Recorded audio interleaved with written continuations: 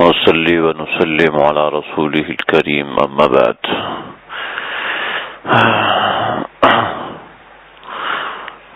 ہم نے اپنے آقا صلی اللہ علیہ وسلم کی عظیم و شان زندگی کو پڑھنا سننا شروع کیا تھا۔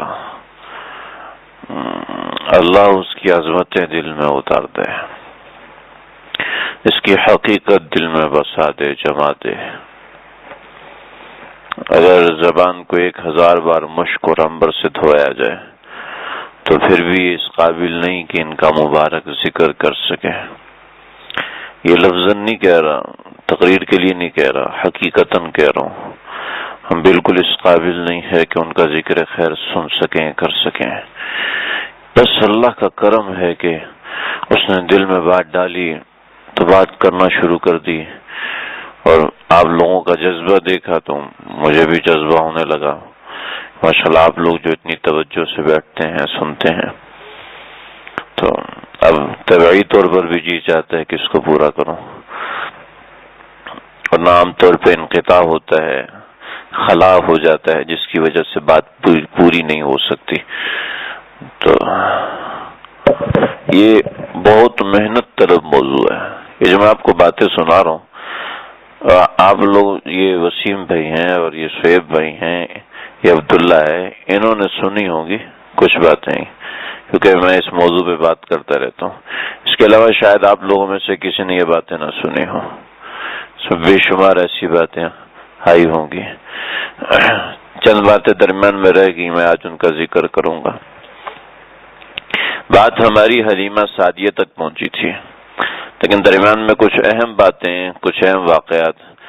جب آپ صلی اللہ علیہ وسلم کی پیدائش ہوئی تو 7-8 باتیں میں نے ذکر کی، ان میں ایک بات اور بھی تھی۔ یہود علماء جو مکے میں رہا کرتے تھے، انہوں نے چیخو پکار کرنا شروع کر دی۔ ایک یہود کا عالم جو کہ پہاڑوں کے اندر رہتا تھا، کبھی نکلتا نہیں تھا، وہ پہاڑوں کے اوپر سے چیختا چلاتا نیچے اترا کہ لوگو لوگو لوگو لوگو لوگو، بات سنو، دھیان سے سنو، اے یہود، محمد کا ستارہ طلوع ہو چکا ہے، احمد کا ستارہ طلوع ہو چکا ہے۔ وہ یہ شور مچاتا ہوا نیچے آیا، بہت سے یہود اس کی طرف متوجہ ہوئے۔ کتابوں میں لکھا ہے دراصل حضرت موسیٰ علیہ السلام نے ان کو ایک ستارہ دکھایا تھا کہ جب یہ ستارہ حرکت کرے گا تو سمجھ لو بنی اسرائیل سے نبوت ختم ہو کے بنی اسرائیل کی طرف چلی جائے گی۔ چنانچہ وہ روزانہ اس ستارے کو دیکھا کرتے تھے کہ اس میں کب حرکت آتی ہے، اور جس رات آپ صلی اللہ علیہ وسلم پیدا ہوئے، دنیا میں تشریف لائے ہیں، اس رات اس ستارے نے حرکت کرنا شروع کر دی، تو اس سے انہوں نے تعبیر کیا کہ احمد کا ستارہ طلوع ہو گیا۔ تو سارے یہودیوں کو اطلاع ہو چکی تھی کہ اللہ کے نبی دنیا میں تشریف لا چکے ہیں۔ یہ میں آج اور بھی باتیں ذکر کروں گا انشاءاللہ۔ پھر اس کے بعد ایک بہت بڑا راہب جو کہ جدہ کی طرف کسی علاقے میں رہتا تھا، وہ ہر مہینے چکر لگاتا تھا مکے میں، اور کہتا تھا کہ بھئی یہاں پر ایک بچہ پیدا ہونا ہے، اس وادی تہامہ میں، مکے کا نام تہامہ تھا، تو وادی تہامہ میں ایک بچہ پیدا ہونا ہے، اور وہ بچہ وقت کا نبی ہوگا۔ چنانچہ جس کا بھی بچہ پیدا ہوتا تھا، یا تو وہ عالم آ کے مکے میں دیکھ لیتے تھے، یا پھر یہ لوگ اپنے بچے کو ان کے پاس لے جاتے تھے کہ کیا انقلابی بچہ یہی ہے، تو ہر بچے کو دیکھ کے بول دیتے تھے کہ نہیں، یہ وہ بچہ نہیں ہے جس کا مجھے انتظار ہے۔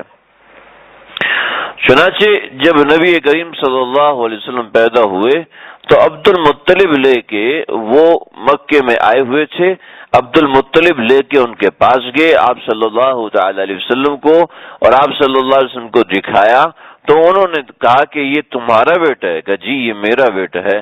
کہا سمجھ لو یہی وہ بچہ ہے کہ جو عرب کو ساری دنیا کا سردار بنا دے گا، جو عرب کو ساری دنیا کا مرکز بنا دے گا، یہی وہ بچہ ہے۔ تو یہ دوسرا۔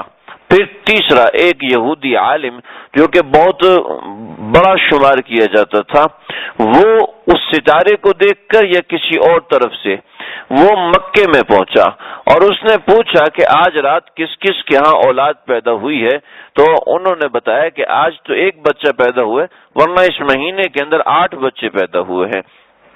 تو انہوں نے کہا کہ جو اس رات میں بچہ پیدا ہوا ہے وہ مجھے دکھائیے۔ تو یہ عالم دین کو لے کر حضرت آمنہ کے پاس لائے۔ حضرت آمنہ نے آپ صلی اللہ علیہ وسلم کو دکھایا تو آپ صلی اللہ علیہ وسلم کو دیکھا تو کہنے جلدی سے اس کی پشت دکھاؤ۔ آپ صلی اللہ علیہ وسلم کی پشت مبارک دیکھی تو وہاں مہر نبوت تھی۔ چنانچہ اس مہر نبوت کو جب دیکھا تو وہ یہودی عالم غش کھا کے گر پڑا۔ اس کو بہت زور لگایا کہ ہوش میں آئے، لیکن وہ ہوش میں نہیں آیا۔ اس کو اٹھا کے حرم میں لے کر آئے۔ حرم میں لائے، چونکہ بہت بڑے یہودی عالم تھے، سارے لوگ اس کے گرد جمع ہوئے اور اس کو ہلا کے جگانے کی کوشش کی۔ جب اس کو ہوش آیا تو اس نے چیخ ماری اور چیخ مار کے کہنے لگا، ہائے نبوت بنی اسرائیل سے رخصت ہو گئی۔ باقی سب نے یہ کہا تھا کہ یہ بچہ انقلاب پیدا کرے گا۔ یہ پہلے یہودی عالم تھے جنہوں نے کہا کہ نبوت بنی اسرائیل سے رخصت ہو گئی، اور عبد المطلب سے کہا کہ اس بچے کا خاص خیال رکھنا اور خاص طور پہ یہودیوں سے اس بچے کو بچا کے رکھنا کہ اس بچے کو یہودیوں سے بہت بڑا خطرہ ہوگا۔ عبد المطلب کو گاہے بگاہ اس طرح کی خبریں ملتی رہتی تھی۔ یہ درمیان میں کچھ باتیں تھی۔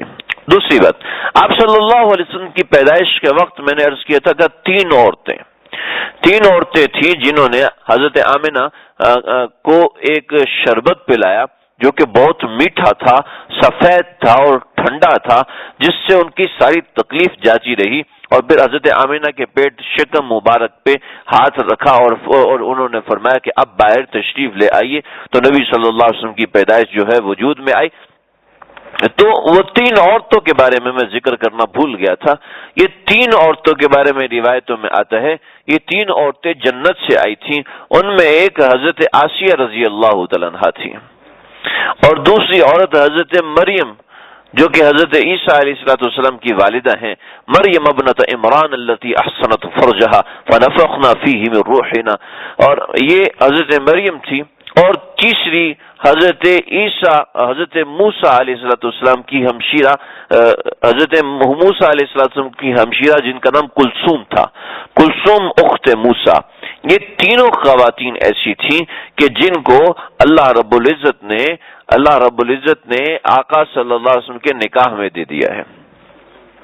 جب حضرت خدیجہ رضی اللہ تعالیٰ عنہ کا انتقال ہوا ہے تو نبی کریم صلی اللہ علیہ وسلم نے حضرت خدیجہ کو فرمایا اسلم درعہا، اپنی جو سوکن ہے اس کو سلام کہنا یا رسول اللہ۔ میری سوکن کون ہے؟ تو آپ نے فرمایا کہ آسیہ کو اللہ نے میری زوجیت میں دے دیا تھا، کہ آسیہ کو میری زوجیت میں دے دیا، مریم کو میری زوجیت میں دے دیا، اور کلثوم جو اخت موسیٰ ہے ان کو اللہ نے میری زوجیت میں دے دیا۔ اور یہ تینوں عورتیں ایسی ہیں کہ جن کو کسی مرد نے ہاتھ نہیں لگایا۔ فرعون جو تھا وہ حضرت آسیہ رضی اللہ عنہا کا شوہر تھا، لیکن فرعون حضرت آسیہ کی جب پاس آتا تو بالکل پانی ہو جاتا تھا، اس کے جسم میں کوئی حرکت نہیں، یعنی کہ اس کا جسم بالکل سخت ہو جاتا، وہ حرکت بھی نہیں کر سکتا تھا۔ تو فرعون کو یہ مسئلہ تھا، اس لیے اس نے بڑے جادوگر پار رکھے تھے، شاید میرے اوپر کوئی جن ہے، جنات ہے جو مجھے قریب نہیں آنے دیتے، اصل میں تو اللہ اس کو قریب نہیں آنے دیتے تھے۔ اور دوسری حضرت مریم علیہ السلام نے شادی کر لی تھی، لیکن حضرت مریم علیہ السلام نے جس آدمی سے شادی کی تھی وہ شادی حق کے زوجیت کے لیے نہیں کی تھی، بلکہ وہ شادی اس لیے کی تھی کہ وہ حضرت عیسیٰ علیہ السلام کو مصر لے جانا چاہتی تھی۔ چنانچہ حضرت عیسیٰ علیہ السلام کو مصر لے جا کے وہاں تربیت کی، تو چونکہ شرعی سفر مرد کے بغیر عام طور پہ نہیں ہوا کرتا تھا، اس وجہ سے انہوں نے شادی کر لی تھی، ورنہ ان کا اس آدمی سے کوئی تعلق نہیں تھا جن کے ساتھ حضرت مریم کی شادی ہوئی تھی۔ اور کلثوم جو حضرت موسیٰ علیہ السلام کی ہمشیرہ تھی، ان کی بھی کسی کے ساتھ شادی نہیں ہوئی تھی۔ تو تینوں عورتوں کو اللہ رب العزت نے آپ صلی اللہ علیہ وسلم کے لیے صحیح سلامت سنبھال کے رکھا ہے کہ جنت میں مقام محمود میں آپ صلی اللہ علیہ وسلم کے ساتھ ہیں۔ حضرت آسیہ رضی اللہ تعالیٰ عنہ کا قصہ یہ ہوا کہ جب انہوں نے کلمہ پڑھ لیا تو فرعون نے ایسا کیا کہ ان کو برہنہ کر کے ان کے اوپر سانپ اور بچھو اور اس طرح کے جانور چھوڑ دیے، اور جب یہ جانور چھوڑے تو حضرت آسیہ ایک کونے میں دبک کے بیٹھی، تو ان جانوروں نے ایک دیوار بنا لی تاکہ کوئی حضرت آسیہ کو دیکھ نہ سکے، اور یہ جانور تنگ کیا کرتے، دیوار بنا لی، واہ سبحان۔ اور پھر جب فرعون نے حضرت آسیہ رضی اللہ تعالیٰ عنہ کو صلیب پہ باندھا، لکڑی پہ باندھا، اور کہا کہ تمہارے کپڑے کاٹ کے اور پھر تمہارے جسم کے اوپر سے کھال اتاری جائے گی، تو حضرت آسیہ نے وہاں دعا کی، رب ابن لی عندک بیتا فی الجنہ ونجنی من فرعون وعملہ، اے اللہ مجھے اپنے قریب میں جنت میں گھر دے دیجئے۔ اور اللہ کے قریب میں گھر کس کا جی؟ آقا صلی اللہ تعالی علیہ وسلم کا ہے، تو اللہ نے اس وجہ سے حضرت آسیہ کو آقا صلی اللہ علیہ وسلم کی زوجیت میں دے دیا۔ اللہ، یہ ایک دو باتیں مجھے ذہن میں آئی تھی، میں نے کہا اس کو سنا دوں۔ 2 برس ہو گئے، حضرت حلیمہ سعدیہ آپ صلی اللہ علیہ وسلم کو لے کر آئیں اور پھر لے کر واپس چلی گئی۔ جب واپس لے کے گئی تو آپ صلی اللہ علیہ وسلم بڑے سمجھدار ہو چکے تھے، ہر چیز سمجھتے تھے، بکریاں چرانا سمجھتے تھے، معاملات کو سمجھتے تھے۔ چنانچہ آپ صلی اللہ علیہ وسلم نے کہا کہ میری بہن جو شیمہ ہے یہ کہاں چلی جاتی ہے، میرا بھائی عبداللہ ہے یہ کہاں چلا جاتا ہے، میں گھر میں اکیلا رہتا ہوں، پریشان ہوتا ہوں، آپ مجھے فرمائیے کہ میں ان کے ساتھ جانا چاہتا ہوں۔ کہا نہیں بیٹا، ہم غریب لوگ ہیں، تو یہ لوگ صبح سورج نکلنے سے پہلے نکل جاتے تھے اور چراگاہ میں جا کے بیٹھ جاتے تھے، اور رات کو سورج غروب ہونے کے بعد آتے تھے۔ ہمارے آقا صلی اللہ علیہ وسلم ان کے جاتے وقت بھی سوئے ہوتے تھے، ان کے آتے وقت بھی سوئے ہوتے تھے، تو اس وجہ سے دیکھ نہیں پاتے تھے انہیں۔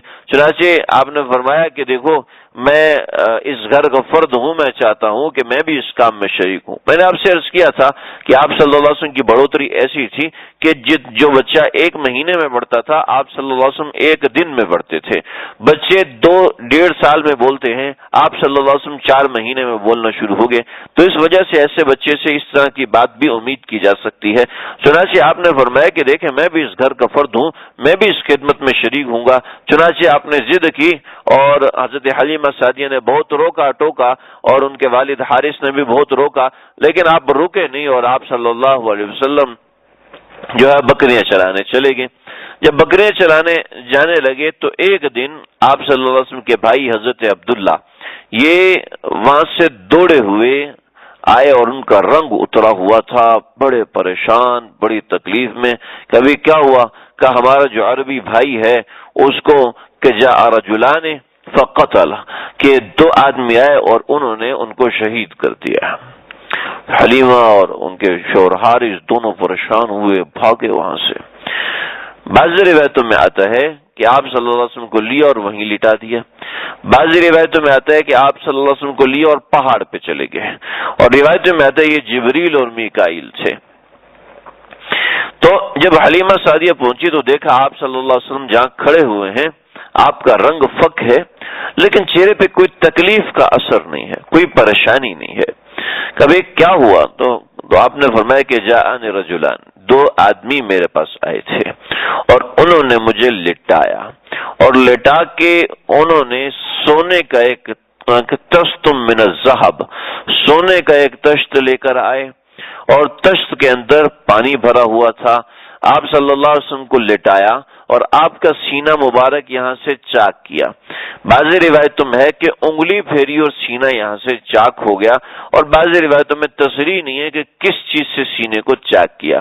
سینے کو چاک کیا، اندر سے قلب مبارک کو نکالا، اور اس قلب مبارک کو اس پانی سے دھویا، اور اس قلب مبارک کے اندر ایک کالے رنگ کا دانا تھا، اس دانے کو نکال دیا۔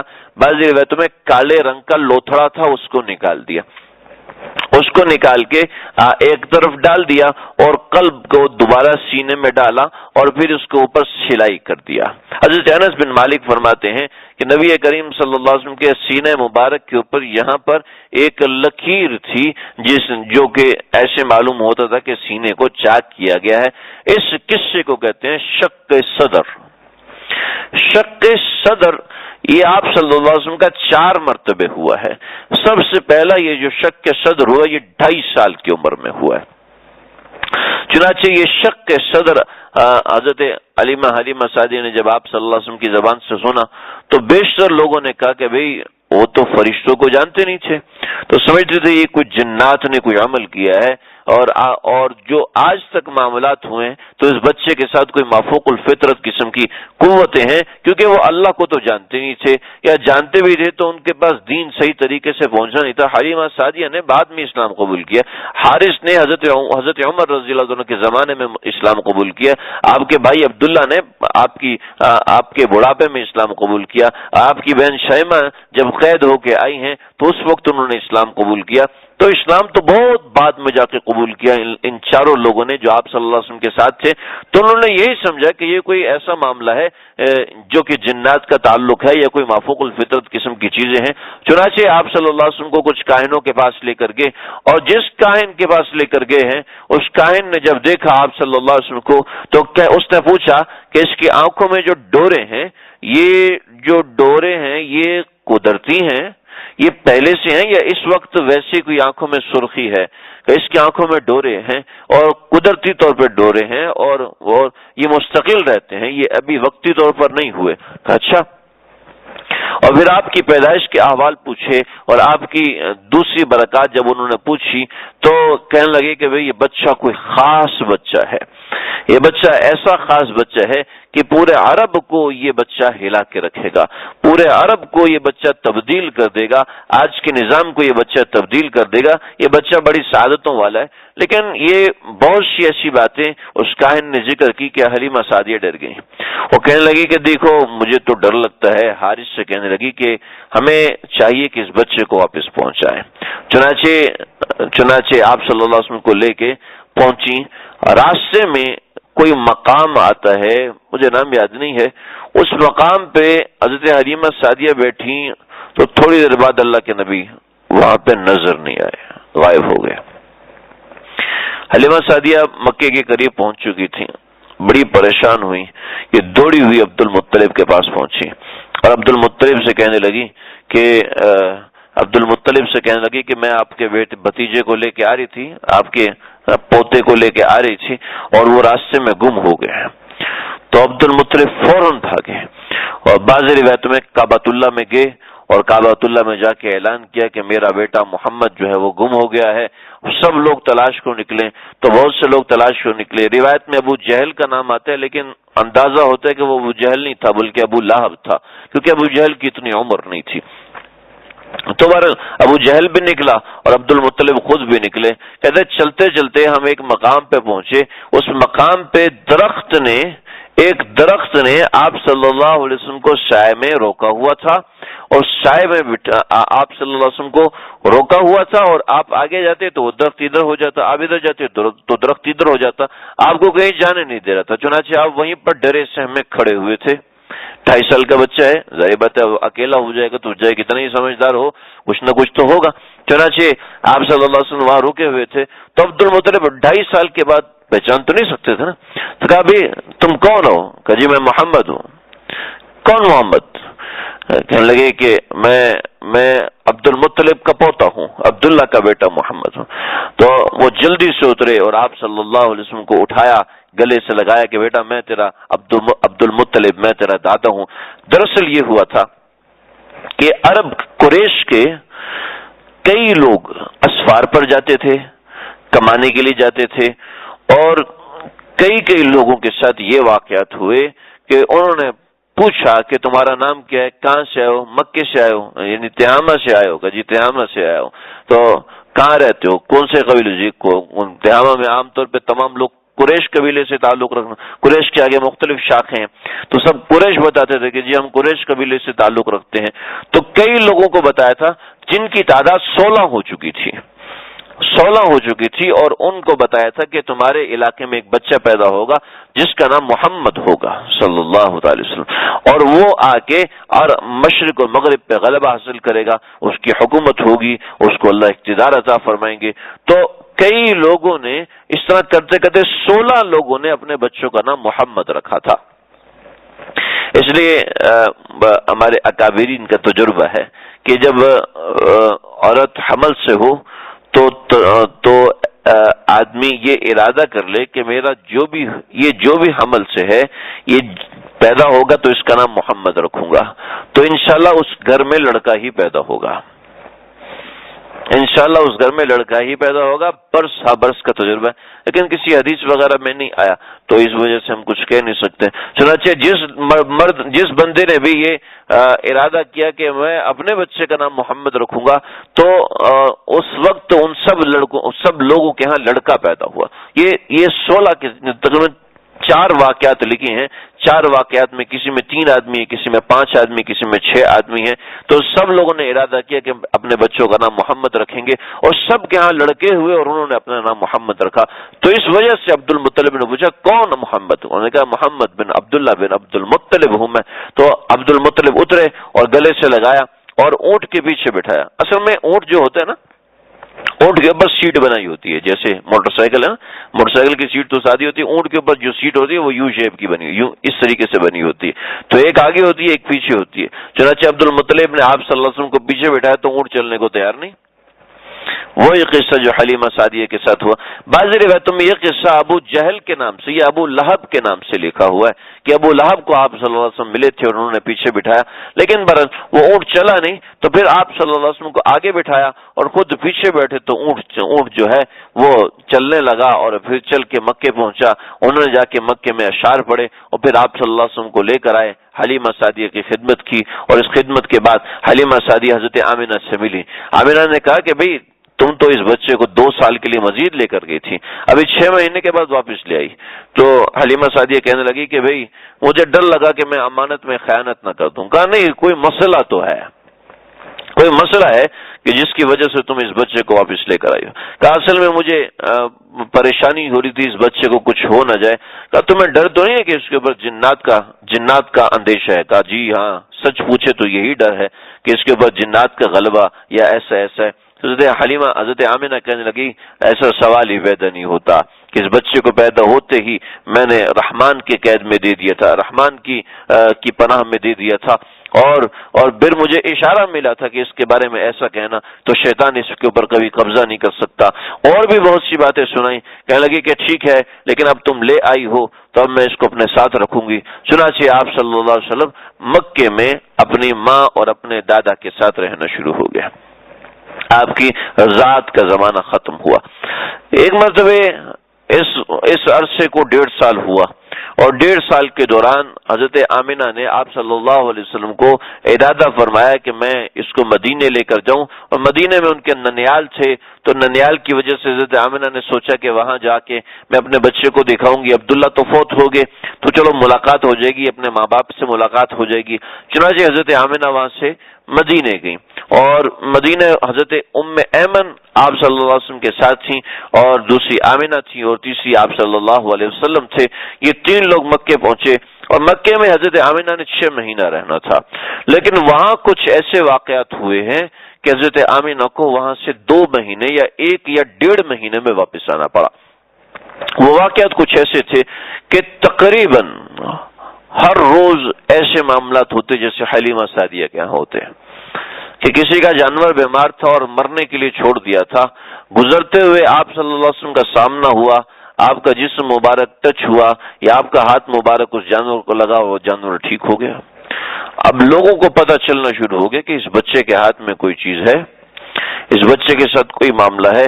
چنانچہ کئی لوگ آپ صلی اللہ علیہ وسلم کو دیکھنے آئے اور ملنے آئے۔ یہ بہت تفصیل طلب بات ہے، لیکن وہ ایسی نہیں ہے کہ ہم اس کو یہاں سنا سکیں۔ چنانچہ کچھ ہمدرد اور ہم نوا لوگ بھی آئے اور کچھ دشمن بھی آئے۔ چنانچہ حضرت آمنہ ایک جگہ سے گزر رہی تھیں تو ایک آدمی نے حضرت آپ صلی اللہ علیہ وسلم کو دیکھا، تو آپ صلی اللہ علیہ وسلم کو دیکھا کہ جہاں ایک بچہ تھا وہ کہاں ہے، اور ساتھ ہی اس نے تلوار نکالی۔ حضرت آمنہ کہنے لگے کہ وہاں چونکہ بھیڑ تھی اور بھیڑ میں غائب ہوگی، مجھے پتہ چل گیا یہ محمد صلی اللہ علیہ وسلم کو ہی تلاش کر رہا ہے، اور وہ چیخنے چنگاڑنے لگا کہ وہ بچہ پکڑو، وہ بچہ پکڑو، ہم سارے یہودی مل کے اس کو مدینے میں تلاش کر رہے ہیں کہ اس بچے نے یہاں لازمی آنا ہے، یہاں اس مقام پر اس بچے نے ضرور آنا ہے۔ تو جلدی سے اس بچے کو تلاش کرو. لیکن آپ صلی اللہ علیہ وسلم کی اللہ نے حفاظت فرمائی. پھر ایک جگہ پر ایک راہب، اس راہب نے آپ صلی اللہ علیہ وسلم کو دیکھ لیا اور دیکھ کے بازو سے پکڑ لیا، اور بازو سے پکڑ کے چلانے لگا کہ چاقو لے کے آؤ، خنجر لے کے آؤ، میں اس بچے کو ذبح کرنا چاہتا ہوں. کیا ہو گیا، کیسے ہو گیا؟ کہنا چاقو لے کے آؤ، خنجر لے کے آؤ، چاقو لے کے آؤ، خنجر لے کے آؤ، یوں کر کے ناچنا شروع کر دیا. چاقو لے کے آؤ، پاگل ہو گیا. اللہ نے آپ صلی اللہ علیہ وسلم کی حفاظت فرمائی. کہ وہ یہ بات ہے کہ چیخنا چلانے میں لگا اور اللہ نے اس کا دماغ گھما دیا، اسی وقت پاگل ہو گیا اور اسی پاگل پن کے اندر وہ مرا. اللہ نے ہمارے آقا صلی اللہ علیہ وسلم کی ایسی حفاظت فرمائی. اور پھر دو لوگ حضرت آمنہ سے ملنے آئے اور حضرت آمنہ کو بتایا کہ اس بچے کی آنکھیں بتا رہی ہیں کہ یہ وقت کا نبی ہے، اگر آپ اس کو یہاں رکھو گی تو مشکل ہو جائے گا، آپ اس کو لے کے واپس چلی جائیں. چنانچہ حضرت آمنہ آپ صلی اللہ علیہ وسلم کو لے کے واپس چلی اور رستے میں مقام ابوا پہ حضرت آمنہ پہنچی ہیں تو ہمارے آقا صلی اللہ علیہ وسلم کو ان کی ماں بھی چھوڑ کے چلی گئی. یہ سانحہ 4 سال کی عمر میں ہمارے آقا صلی اللہ علیہ وسلم کو سہنا پڑا. 6 سال کی عمر میں 6 سال کی عمر میں یہ سانحہ آپ صلی اللہ علیہ وسلم کو سہنا پڑا کہ 6 سال کا بچہ ہے، 6 سال کا بچہ ہے اور لق و دق وادی ہے. بعض روایتوں میں آتا ہے کہ اسی جگہ پر حضرت آمنہ کی قبر بنائی گئی. یہ واقعہ تو بڑا تکلیف دہ ہے، لیکن اس کا سیرت سے کوئی ایسا گہرا یہاں پہ تعلق نہیں ہے، ہو سکتا آگے تعلق ہو تو میں بتاؤں گا. فی الحال ہم آگے چلے کہ وہیں پر دفن کیا. بعض روایتوں کے مطابق نہیں، وہاں سے جا کے جنت المعلی میں دفن کیا. لیکن ایک روایت بڑی مضبوط ہے، وہ یہ ہے کہ غزوہ احد کے لیے جب کفار آ رہے تھے تو ہندا نے، جو ہندا کو بڑا غصہ تھا کہ عتبہ، عتیبہ اور ولید یہ تینوں جو تھے غزوہ بدر میں پہلے مرحلے میں مارے گئے تھے. جو عتبہ تھا وہ حضرت حمزہ کے ہاتھوں مارا گیا تھا. تو اس نے کہا تھا کہ ایسا ہے کہ یا تو محمد صلی اللہ علیہ وسلم کو شہید کرنا ہے، یا حضرت علی کو شہید کرنا ہے، یا حضرت حمزہ، ان تینوں میں سے کسی ایک کو ختم کرنا ہے. اور یہ اس نے بڑا سخت پیغام دیا تھا اور وہ اتنا غصے میں تھی. عربوں میں انتقام بھرا ہوا، عربوں میں انتقام بڑا خطرناک ہوتا ہے، ایسا خطرناک ہوتا ہے. یہ تو آپ مجھے کچھ اندازہ ہوا، میں 8 سال تک پٹھانوں کے ساتھ رہا ہوں. ان کو اگر کوئی بات بری لگ جائے نا، بس پھر خیر نہیں، پھر خیر نہیں. وہ آپ سے ایسے ناراض ہوتے ہیں، آپ اس کو جیسا مرضی منا لو. ایک خان صاحب مجھ سے ناراض ہے، ابھی تک ناراض ہے بیچارہ. کیوں ناراض ہے؟ اس نے کہا تم وعدہ کرے جو تمہارا بیٹا ہوگا میرا بیٹی سے شادی ہوگا، جو میرا بیٹی ہوگا تمہارا بیٹے سے شادی ہوگا. میں نے کہا بھائی میری تو پتہ شادی ہونی بھی ہے کہ نہیں ہونی، تم میرے سے وعدہ کرے. وہ بھائی میں نہیں کر سکتا ایسے وعدے، تم میرے سے وعدہ کرے، نہیں تو میں تیرے سے ناراض ہے. وہ جناب مجھ سے ناراض ہو گیا. وہ دورہ حدیث میں وہ مجھ سے گلے نہیں ملا، میں تم سے ناراض ہے، تم نے میرے سے وعدہ نہیں کیا ہے. وہ نہیں مجھ سے ملا. تو مجھے اس سے اندازہ ہوا کہ جو پٹھان قوم ہے وہ عام طور پہ عربوں سے بہت زیادہ ملتی ہے، کہ جس سے عرب مضبوط ہوتے ہیں نماز میں، ویسے پٹھان بھی نماز میں مضبوط ہوتے ہیں. جس سے عرب قول کے پکے ہوتے ہیں، وہ مر جائیں گے جھوٹ نہیں بولیں گے اور مر جائیں گے روزہ نہیں چھوڑیں گے. ایسے ہی پٹھان ماشاءاللہ ہمارے مضبوط ہوتے ہیں. اس میں یہ بہت بڑی خوبی ہے، بھی کوئی ایسی نہیں، لیکن کچھ خوبیوں کے ساتھ کچھ خامیاں بھی ہوتی ہیں. تو اب جیسے ہم لوگ دین میں کچے ہیں ایسے دنیا میں بھی کچے ہیں ایسے. تو خیر بہرحال تو میں نے یہ انداز دیکھا. عربوں کے ساتھ تو میں زیادہ رہا نہیں ہوں، 1-2 کے ساتھ رہا تھا. وہ ایک عرب آئے تھے ہمارے خانقاہ میں، فرمایا ان کے ساتھ کھانا کھانا ہے. تو ان کے ہاں رواج ہوتا ہے جو کھانا ہو وہ سارا کا سارا سامنے رکھ دینا. میں نے کہا ٹھیک ہے. کھانا آیا، 5 کلو آم کھا گئے، حضرت کے حصے کا کھانا بھی کھا گئے. بابرکت کھانا ہے، ہم نہیں چھوڑے گی. وہ اس کو تھوڑی تھوڑی اردو آتی تھی عرب کو. بابرکت کھانا ہم نہیں چھوڑے گی. میں نے کہا مولوی صاحب آپ کا پیٹ آپ نے مرچیں کبھی نہیں کھایا؟ ہم نہیں چھوڑے گی، بہت مزیدار ہے، بہت مزے کا. اکلتا میں کو ملا فرار. اکل طعامکم الابرار ہے، اکل طعامکم الابرار، اکل طعامکم الابرار، وہ پورا پیش لگا کے پڑا. اس کا مطلب اکل طعامکم الابرار کا مطلب ہے کہ نیک لوگ تمہارا کھانا کھائیں. تو کھانا جو ہے اس کے اوپر طعامکم الابرار کا مطلب ہے نیک لوگ تمہارا کھانا کھائیں.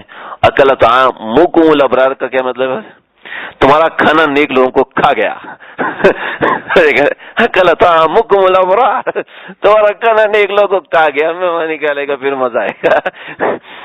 تو پھر کہتے توبہ توبہ استغفر اللہ استغفر اللہ. حدیث کا دعا ہم تبدیل کر دیا، معافی چاہ رہے، تبدیل نہیں کرنا.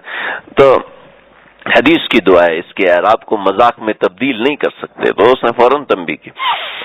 تو خیر یہ چندے کے واقعات ہیں، لیکن زیادہ تر پٹھانوں کے ساتھ رہنا ہوا.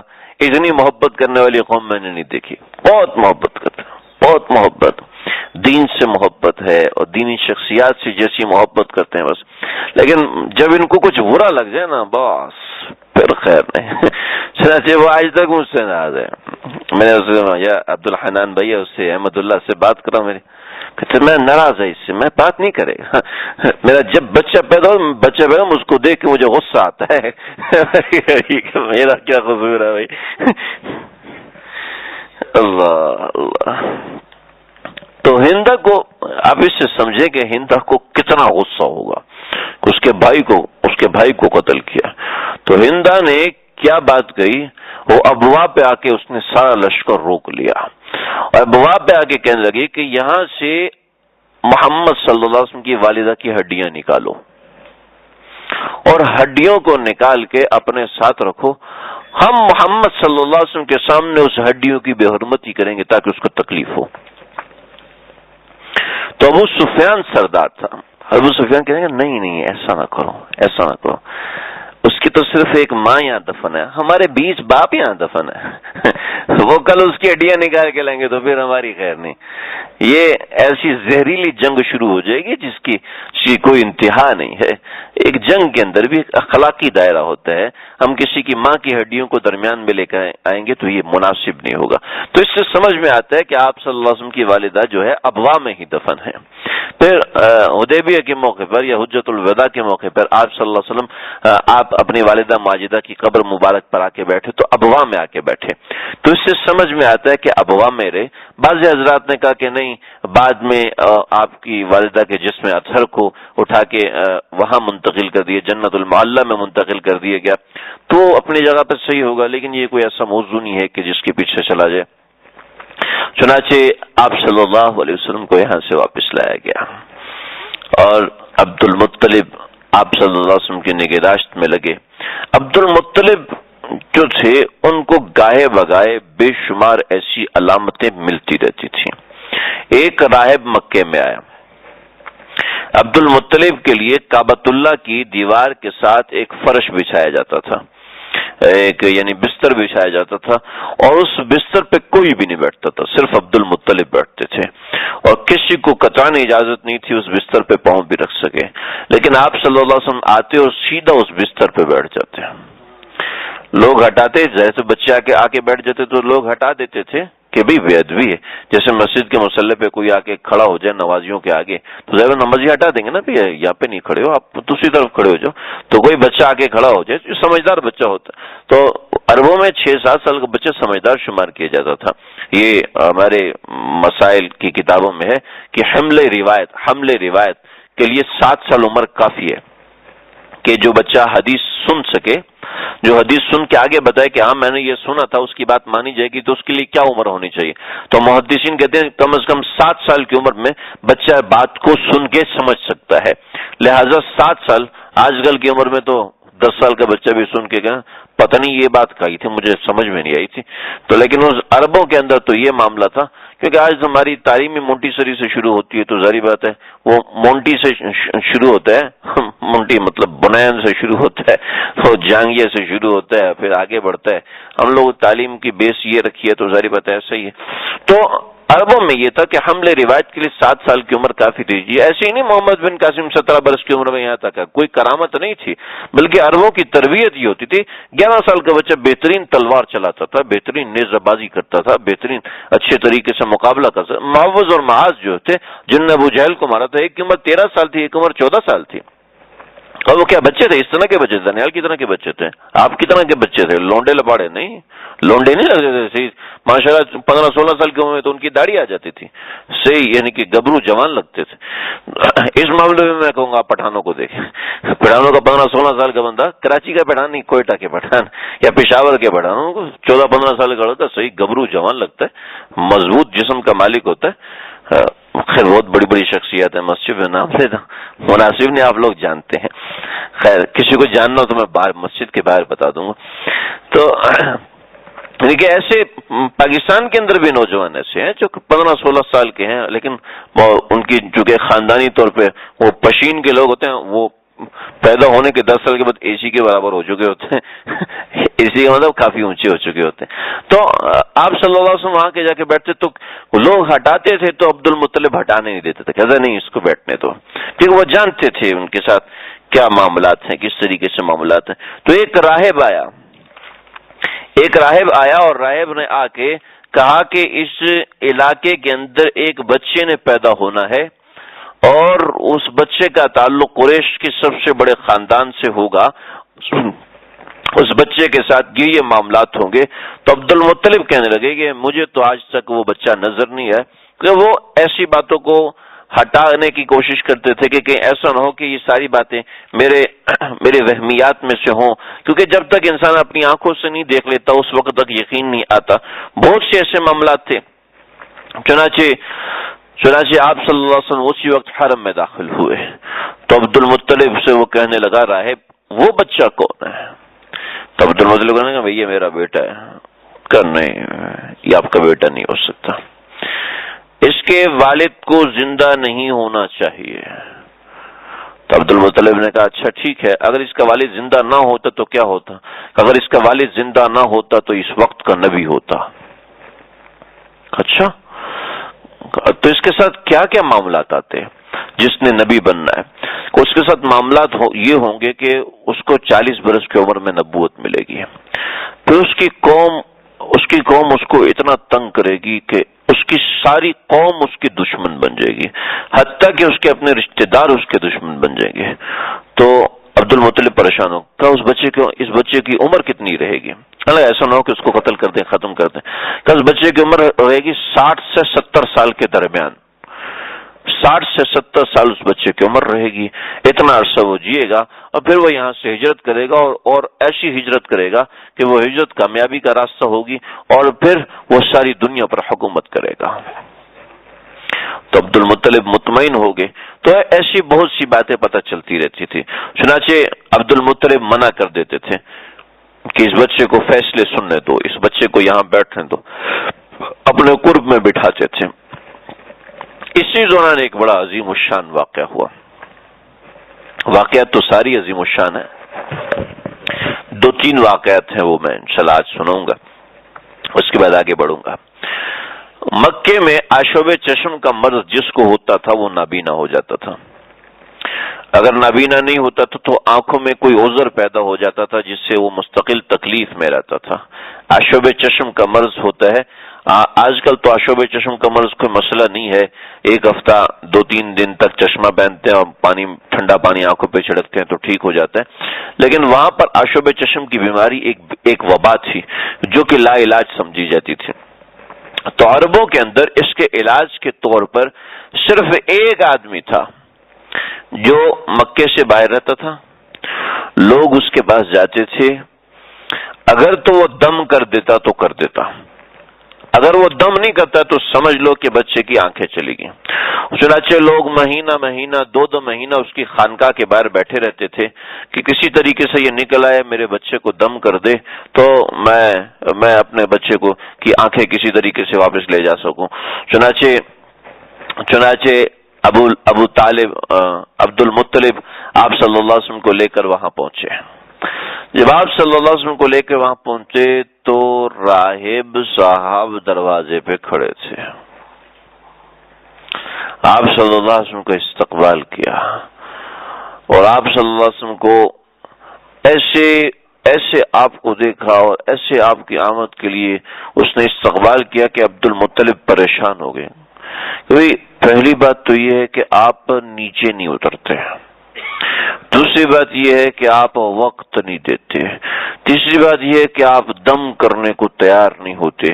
لیکن آج یہ ساری باتیں میں ساری زندگی دیکھتا رہا ہوں، آج ان ساری باتوں میں سے کوئی بات بھی نہیں. آپ باہر دروازے پہ کھڑے ہوئے ہیں ہمارے استقبال کے لیے، اور آپ نے باقاعدہ ہمارا استقبال کیا، میں اہلاً وسہلاً مرحبا کا ہے، کھانے کی دعوت دی ہے، پینے کی دعوت دی ہے.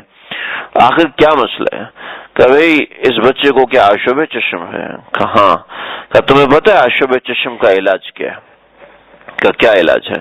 کہ اس بچے کے اوپر میں سلام پڑھ کے کسی پہ دم کرتا ہوں تو آشوب چشم کا مرض ٹھیک ہو جاتا ہے.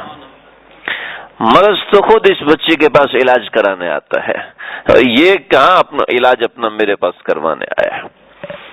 اسی کی تو سعادت مندی ہے کہ جس کی وجہ سے آج لوگ میرے پاس دم کرانے آتے ہیں. اور یاد رکھو اس کا علاج اس کے اپنے پاس رکھا ہوا ہے. کیا ہے کہ اس کا لعاب دہن نکال کے اس کی آنکھ پہ لگاؤ، اس کا آشوب چشم بالکل ٹھیک ہو جائے گا. چنانچہ یہ کہتے ہیں کہ اس نے دم کیا یا پھر آپ صلی اللہ علیہ وسلم کو لعاب دہن نکال کے آپ کی آنکھوں پہ لگایا گیا تو آشوب چشم کا مرض بالکل ٹھیک ہو گیا. ایک یہ واقعہ ہو. دوسرا،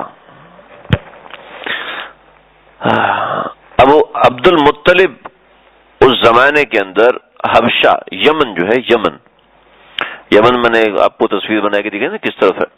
یمن جو ہے اس کے اوپر حبشیوں کی حکومت تھی، چونکہ ابرہہ الاشرم یہ حبشی تھا، تو اسی کی حکومت چلتی آ رہی تھی.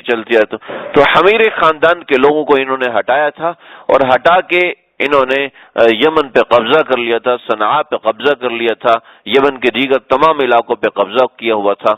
تو سیف ذی یزن نے روم اور دوسرے علاقوں سے عربوں کو اکٹھا کیا، اور عربوں کو اکٹھا کر کے مقابلہ کیا. 2 سال تک مقابلہ کر کے حبشیوں پہ فتح حاصل کر لی. تو سیف ذی یزن حمیری خاندان تھا، اور حمیری خاندان نے فتح حاصل کر کے وہ یمن پہ قابض ہو گئے دوبارہ. تو عربوں کو بڑی خوشی تھی کہ یمن حبشیوں کے پاس آ چکا تھا، یعنی کہ عجمیوں کے پاس آ چکا تھا، اب یہ دوبارہ عربیوں کے پاس آیا تو بڑی خوشی تھی. چنانچہ عرب کے سارے علاقے کے جو سرداران تھے وہ سیف ذی یزن کو مبارکباد دینے کے لیے جا رہے تھے.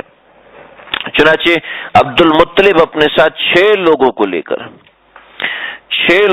کر سیف ذی یزن کے پاس پہنچے، اور سیف ذی یزن کے پاس پہنچ کر انہوں نے اس کو مبارکباد دینے کے لیے وہاں پہنچے.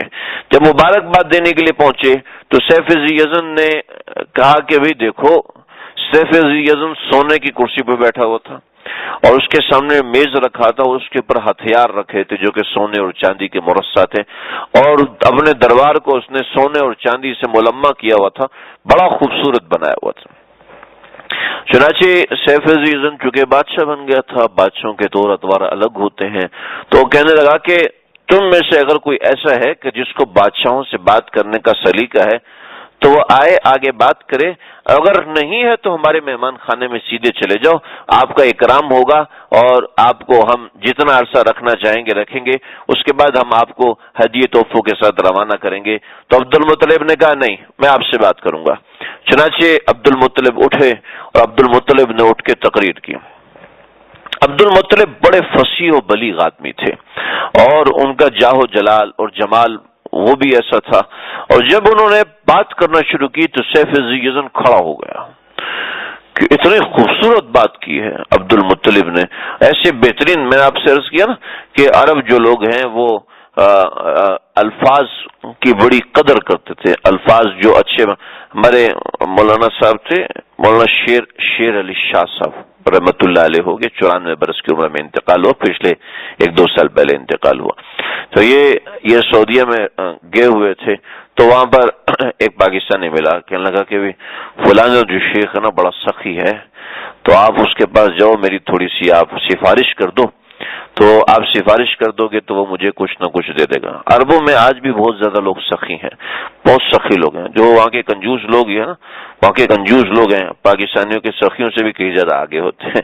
تو وہاں ہر بندے کو کھانا کھلانے کی عادت ہوتی ہے, ایک دوسرے کے کرام کی عادت ہوتی ہے. تو ہر بندہ وہاں پر ماشاءاللہ, عربوں میں اللہ نے یہ سخاوت رکھی. لیکن سعودیہ کے عرب, ٹھیک ہے, مصر کے عرب بڑے کنجوس ہوتے ہیں, بہت کنجوس ہوتے ہیں.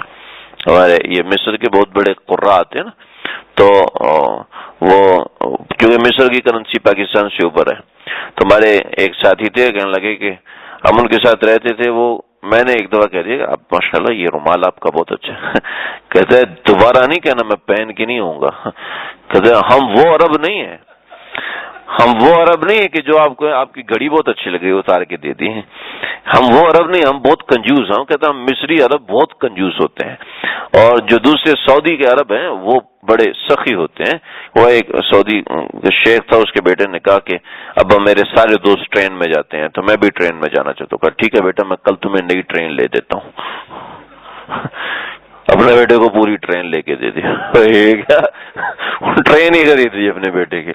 تو وہ اتنے سخی ہوتے ہیں, ان کو پیسے کی پرواہ نہیں ہوتی, پھر اللہ دیتے بھی, جو سخی ہوتے ہیں اللہ دیتے بھی اسی حساب سے. تو خیر یہ تو ایک عام سی بات ہے, کسی دوسرے کے منہ کو دیکھ کے بھئی ماشاءاللہ کتنا خوبصورت لگ رہا ہے, لال سرخ رنگ نکلا ہوا ہے, تو خود کو تھپڑ مار کے سرخ نہیں کرتے. ٹھیک, اپنے بڑوں سے پوچھ کے سخاوت کرنی چاہیے. ان کی سخاوت ضریبت انہی کو زیبا دیتی ہے. عربوں میں سخاوت ایسی ہوتی. تو میں پتہ نہیں کس طرف سے, ہاں مفتی صاحب, مفتی شیر علی شاہ صاحب کے پاس وہ صاحب آئے اور کہنے لگے حضرت وہ بہت سخی آدمی ہے, تو مجھے کچھ نہ کچھ دے دے گا, میں یہاں بیٹھا ہوں بیچارہ, میں پریشان ہوں. تو مولانا شیر علی شاہ صاحب کہنے لگے ٹھیک ہے چلتے ہیں.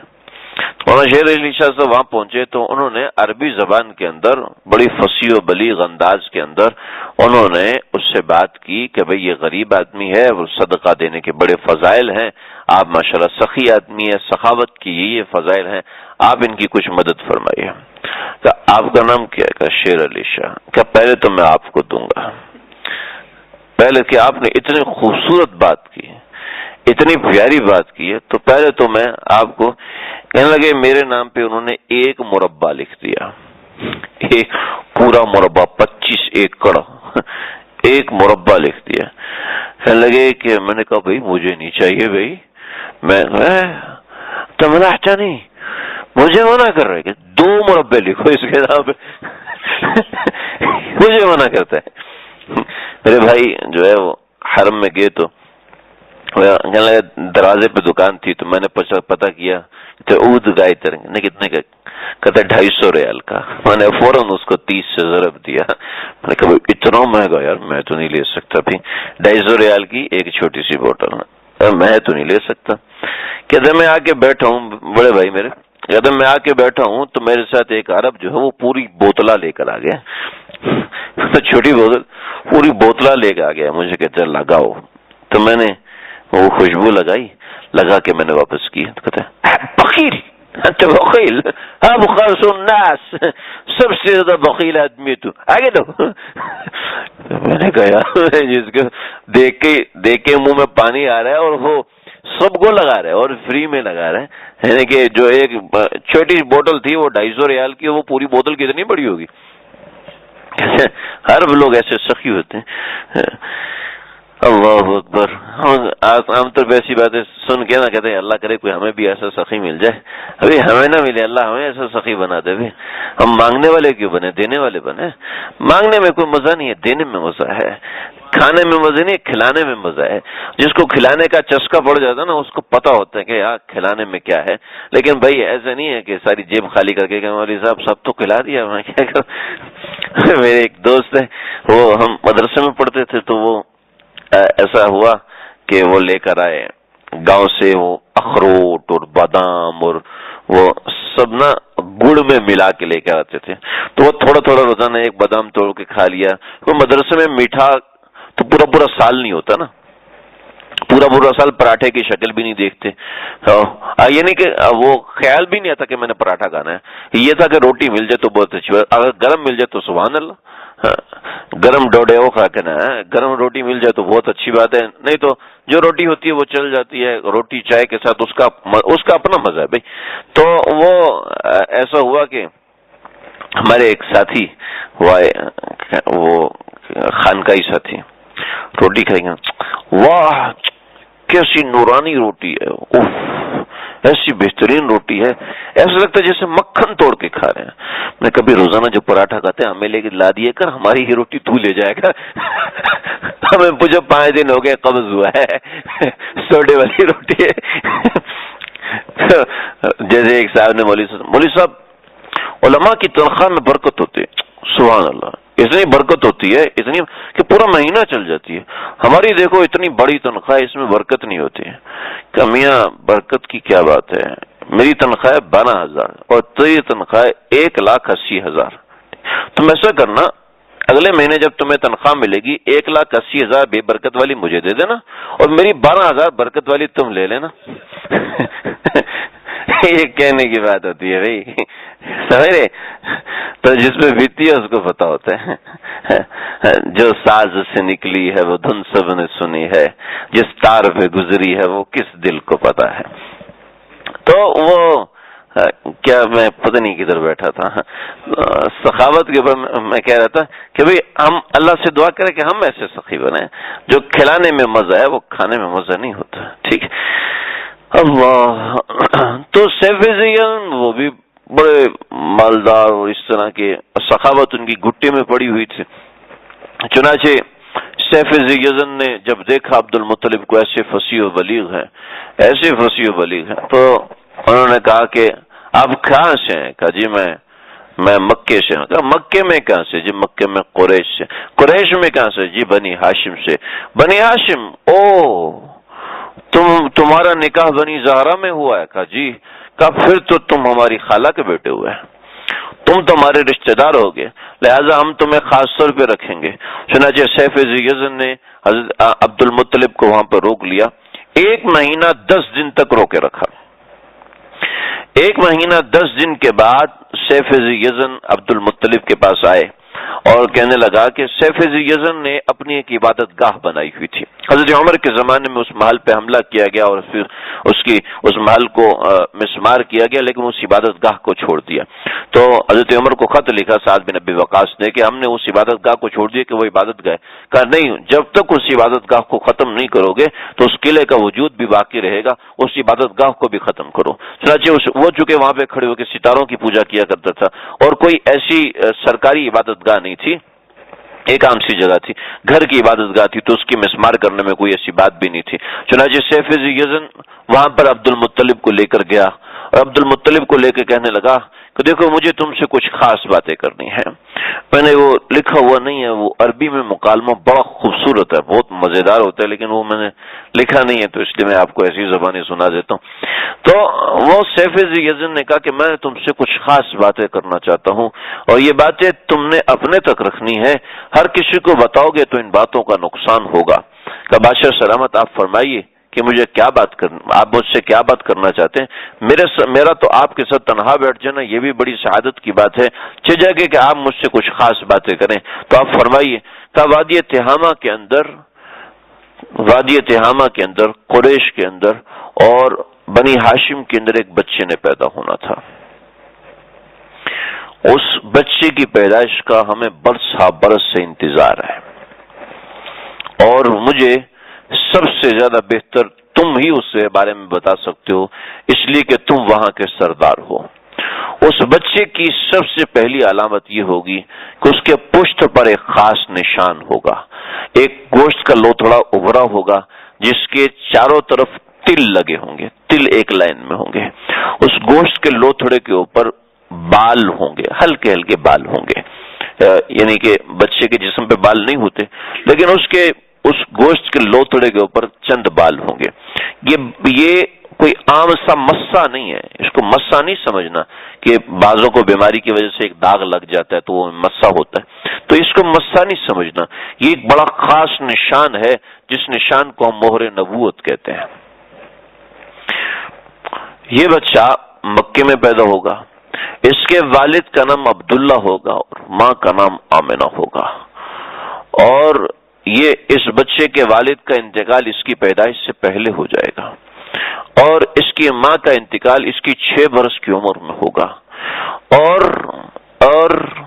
ایک اور بات بتاؤں کہ وہ کیا بات ہے، کہ وہ بات یہ ہے کہ اس کے دادا کا نام عبد المطلب ہوگا اور تم عبد المطلب ہو۔ تو مجھے بتاؤ اس بچے کے کیا حالات ہیں، کیا وہ بچہ پیدا ہو چکا؟ اگر ہو چکا تو کس حالت میں ہے، کیا عمر ہو چکی ہے؟ تو عبد المطلب کہنے لگے میری ایک سانس اوپر نیچے کی نیچے ہے۔ میں نے کہا لگے کہ یہ ہماری خاص کتابوں میں یہ واقعات درج ہیں، جو علوم صرف بادشاہوں کو بتائے اور سمجھائے جاتے ہیں کار سلطنت چلانے کے لیے، کہ اس نوعیت کا کوئی بچہ آئے، اس نوعیت کا کوئی فرد آئے، اس علاقے سے کوئی فرد آئے تو مقابلہ نہیں کرنا، ایسی علاقہ اس کے ہاتھ میں دے دینا۔ یہ علوم صرف بادشاہوں کو سکھائے جاتے ہیں، یہ سلطنت کے راز ہیں جو ہم کسی کو نہیں دیتے، لیکن میں مجبور ہوں تمہیں دینے کے اوپر یہ راز۔ چنانچہ مجھے بتاؤ آیا وہ بچہ پیدا ہو چکا یا نہیں ہوا؟ تو عبد المطلب کہنے لگے کہ بادشاہ سلامت، میرا ایک بچہ ہے جس کا نام عبداللہ ہے، اس کا انتقال ہو گیا، اس کے انتقال کے بعد بیٹا پیدا ہوا جس کا نام ہم نے محمد رکھا، اس کی ماں کا نام آمنہ ہے، پچھلے سال اس کی ماں کا بھی انتقال ہو گیا، اب وہ بچہ میرے زیر کفالت ہے، آپ فرمائیں کہ مجھے کیا کرنا ہے؟ کہ میرے اوپر ایک احسان کرو، وہ احسان یہ کرو کہ ہر سال آؤ اور ہر سال آ کے مجھے اس بچے کی خبر دو کہ اس بچے نے کیا کیا، وہ بچہ کیسے ہوا، لیکن تم گواہ رہنا میں اس بچے پر ایمان لے کر آتا ہوں۔ اللہ اکبر۔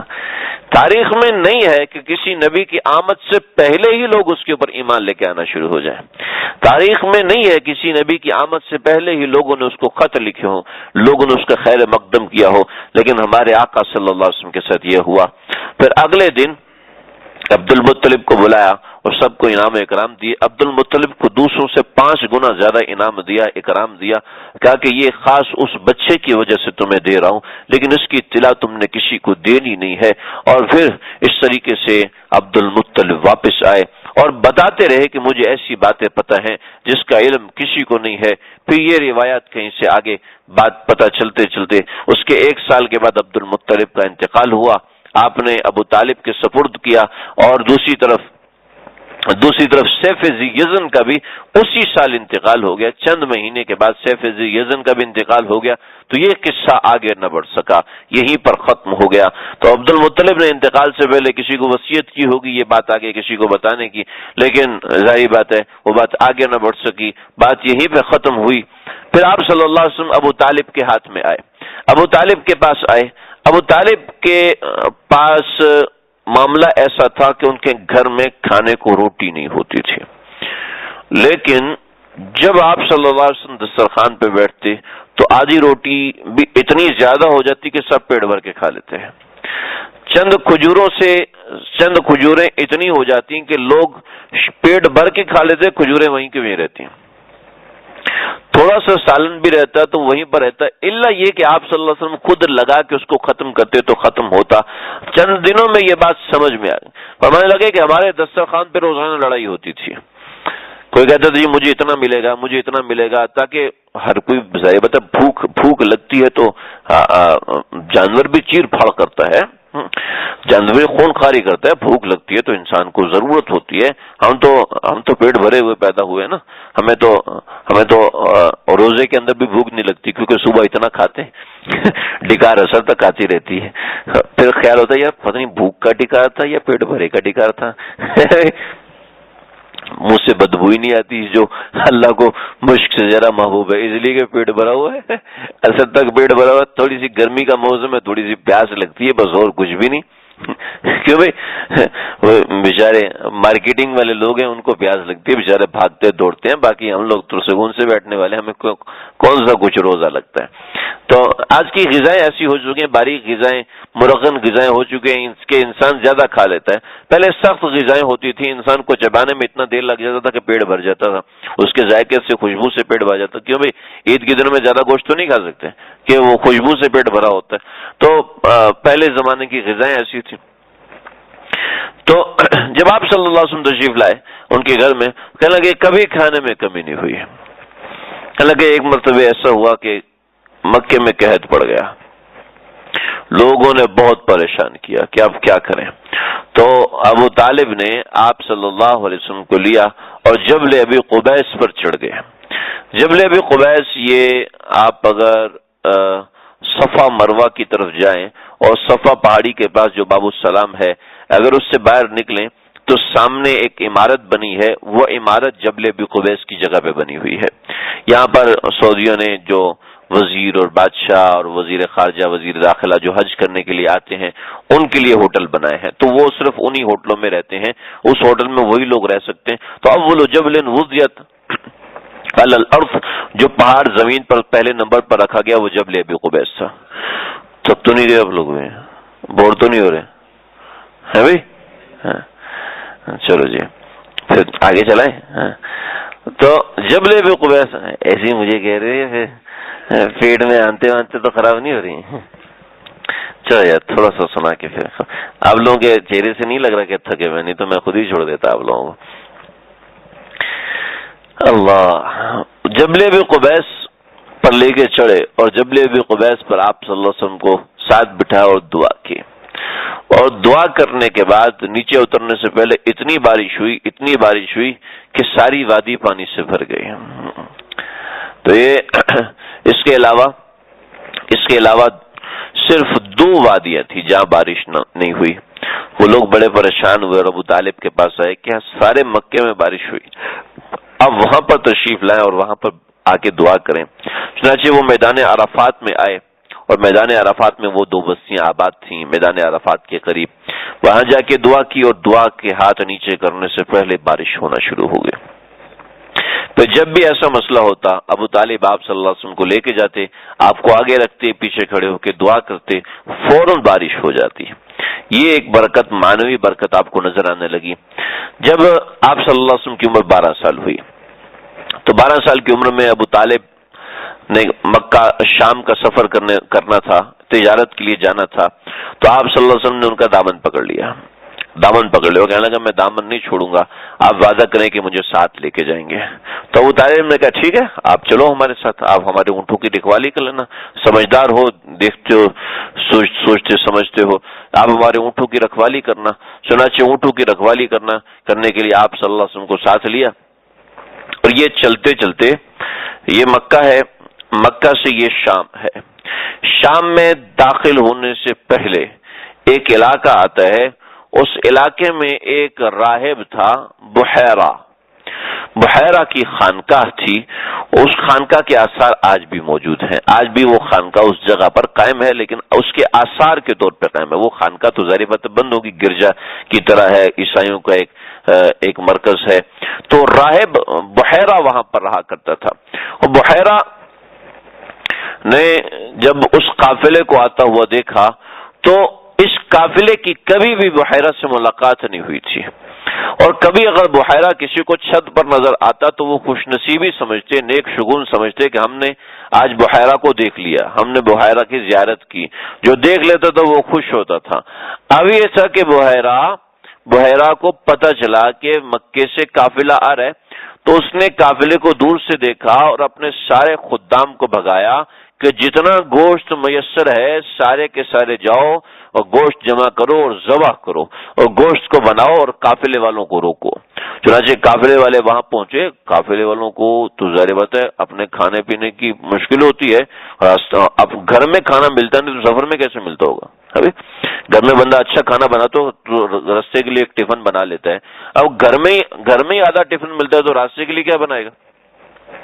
چچے وہاں پہنچے تو کھانے کی خوشبوئیں بھبکے اٹھ رہے ہیں، اور جناب یہ کیا کہ بحیرہ نے آپ کی دعوت کی ہے، اس نے شرط لگائی کہ سارے کے سارے لوگ دعوت میں آئیں گے، چنانچہ سب کو دعوت پہ بلایا، اور بحیرہ ایک ایک بندے کو دیکھ رہا ہے تو ابو طالب سے کہنے لگے کہ سارے کے سارے لوگ آگے؟ کہا جی آگے۔ کہا سب لوگ آگے؟ کہا سب لوگ آگے۔ کہا کوئی ایک بندہ ہے جو کہ قافلے میں نہیں آیا۔ کہا کون ہے؟ کہا وہ کوئی بچہ ہے جو آپ کا جو قافلے میں نہیں آیا، آپ بتائیں کہ کون ہے؟ کہا وہ میرا بیٹا ہے، وہ ہم نے اس کو اونٹوں کی رکھوالی پہ چھوڑا ہوا ہے۔ کہا اللہ کے بندو، جس کے لیے دعوت دی اس کو تو بلایا نہیں، چاہو اس کو بلا کے رہو۔ کہا نہیں ہم اس کو بعد میں کھانا دے دیں۔ کہا نہیں، دعوت اس کے لیے دی ہے، اس کو بلایا اور اس کو بلایا نہیں، اور آپ سارے لوگ آگے۔ چنانچہ ابو طالب گئے یا کسی کو بھیجا، بعض روایتوں میں ابوبکر صدیق تھے ان کے ساتھ، ان کو بھیجا تو گئے اور جا کے آپ صلی اللہ علیہ وسلم کو لے کر آئے۔ تو ابو طالب سے جو کہا میں بتاتا ہوں، آگے بتاتا ہوں۔ ابو طالب آپ صلی اللہ علیہ وسلم کو دیکھا کہ جہاں آپ جا رہے ہیں بدلی وہیں پر آ رہی ہے، بدلی وہیں پر آ رہی ہے۔ آپ صلی اللہ علیہ وسلم کو دیکھا تو دیکھ کر کہا کہ تمہارا نام کیا ہے؟ کہ میرا نام محمد ہے صلی اللہ تعالی علیہ وسلم۔ کہ اس کا باپ کون ہے؟ ابو طالب نے کہا میں باپ ہوں۔ کہا نہیں، تم اس کے باپ نہیں ہو سکتے، میرے علم کے مطابق اس کے والد کو ابھی زندہ نہیں ہونا چاہیے، بلکہ اس کے انتقال سے پہلے ہی اس کی پیدائش سے پہلے ہی اس کے والد کا انتقال ہو جانا چاہیے۔ چوہدری کہنے لگے دراصل بات یہ ہے کہ یہ میرا بھتیجا ہے، تو بھتیجے کو اصطلاح میں بیٹا ہی کہہ دیتے ہیں، تو انہو ابن اخی، یہ میرے بھائی کا بیٹا ہے جس کا انتقال ہو گیا۔ کہا اب تم نے صحیح کہا کہ اس کے والد کو میرے علم کے مطابق زندہ نہیں ہونا چاہیے، چنانچہ ایسا ہی ہے کہ ان کے والد زندہ نہیں ہیں۔ آپ سے چند باتیں کرنا چاہتا ہوں۔ کہا جی کیجئے۔ کہ اقسم تم باللات والعزات، میں تمہیں لات اور عزات کی قسم دیتا ہوں۔ تو آپ نے فوراً فرمایا لا تقسمنی باللات والعزات، مجھے لات اور عزات کی قسم نہ دو، کہ واللہ انی ابغضہما اشد البغض، کہ میں ان دونوں سے بہت نفرت کرتا ہوں، میں ان دونوں سے بہت بغض رکھتا ہوں، لہذا مجھے ان کی قسم مت دو۔ چنانچہ کہا کہ ٹھیک ہے میں آپ کو قسم نہیں دیتا، آپ مجھے بتائیں کہ آپ کو کچھ خواب آئے ہیں؟ میں نے بہت تلاش کیا وہ کیا خواب تھے لیکن مجھے نہیں ملا، تو اگر کسی کو ملے تو مجھے ضرور بتائیں۔ تو آپ صلی اللہ علیہ وسلم نے کچھ خواب سنائے۔ چنانچہ بحیرہ کہنے لگا کہ اگر آپ اجازت دیں، گستاخی نہ ہو، تو میں آپ کی کمر مبارک کو دیکھ سکتا ہوں؟ تو آپ نے فرمایا جی ہاں بالکل دیکھ سکتے ہیں۔ چنانچہ آپ نے کمر مبارک سے کپڑا ہٹایا تو اس نے مہر نبوت دیکھی۔ جب مہر نبوت دیکھی تو آپ کے قدموں میں پڑ گیا۔ 70-80 سال کا بوڑھا ایک 12 سال کے نوجوان کے قدموں میں پڑا، اس کے ہاتھ چوم رہے، اس کے پاؤں چوم رہے، اور وہ شخص جس کو دیکھنے کو لوگ ترستے تھے وہ جب ہاتھ پاؤں چوم رہا ہے تو ابو طالب آگے بڑھے، بھی کیا ماجرا ہے؟ فرمایا کہ آپ جائیے کھانا کھائیے۔ کہ اللہ کے بندو تم مکے سے اس کے ساتھ آ رہے ہو، تمہیں کچھ نظر نہیں آیا؟ کہا نہیں نظر آیا۔ کہ دیکھو یہ بچہ جا رہا ہے، کب بادل اس کے اوپر جا رہا ہے؟ کہا بالکل جا رہا ہے۔ کہ یہ تو ایسے اتفاقاً بدلی ہے جو اس کے اوپر جا رہی ہے، سایہ ہوا رہا ہے۔ کہ اس کو واپس بلاؤ، واپس بلایا، دیکھا بدلی ساتھ ساتھ واپس آ رہی ہے۔ کہا کھانا لے کے دیکھنا یہ کہاں جاتا ہے؟